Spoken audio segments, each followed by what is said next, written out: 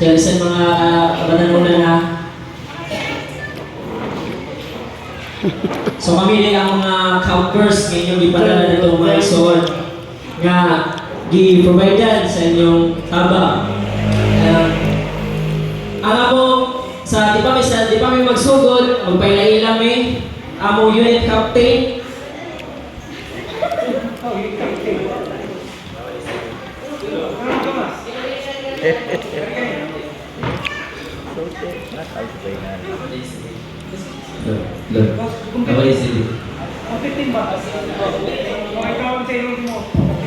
Muna among unit captain dito sa Balulang campsite.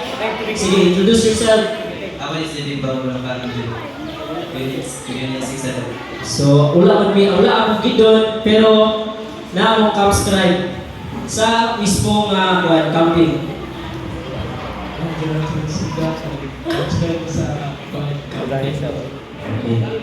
So, sunod. Kusga, tingog kayo, lubot rin makaot, lungog.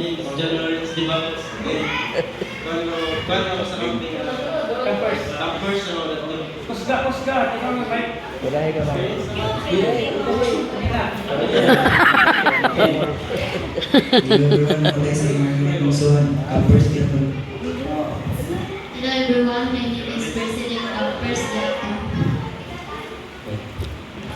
So before ni mag-share sa akong mga nahibalaan o sa akong natundaan dito, actually mga kaigsunan, daghan may pila na about 13 may ka-member mga kaigsunan. Among otro na ako mga among unit captain is si Vic Palapangan, member Mark Mark Anthony Nabua, si Mark Kenneth Swan, si Raul Di Mangali, o kinuha ka kung ganan Adventist ang isa na Baptist one, pero wala siya lang, maybe Sabat, next Sabat na siya.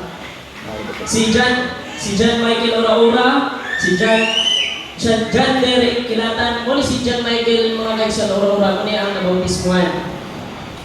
Ang sunod si JM Imburnia, Nancy Imburnia, o Janelle Salvan, Matt Justin, o ang babae Christine, Babe Serie, o President, Bangyaw, o Krang de Mangali.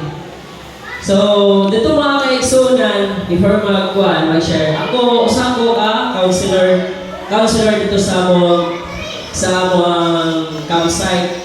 Before pa wala ang mga campers na namin dito 1 week before kining ga-assist, ga-prepare sa doom, nagbuhat ng mga kanal, tapos kanang kay mukhang sila may usawan din sa counselor, nag-seminar sa mga angay nga mga topic nga i-relay sa mga kabatanunan. So, kini ang mga kwan dito mga kaigsunan, kini sila, daghan sila dito, isa ka doon, isa ka district, daghan nila to. Kami ang nakauna, usap nila to sa nakauna, pero may balala niya sa pinakalas sa story sa among camping mga kaigsunan. And then, pag-abot na mo na to,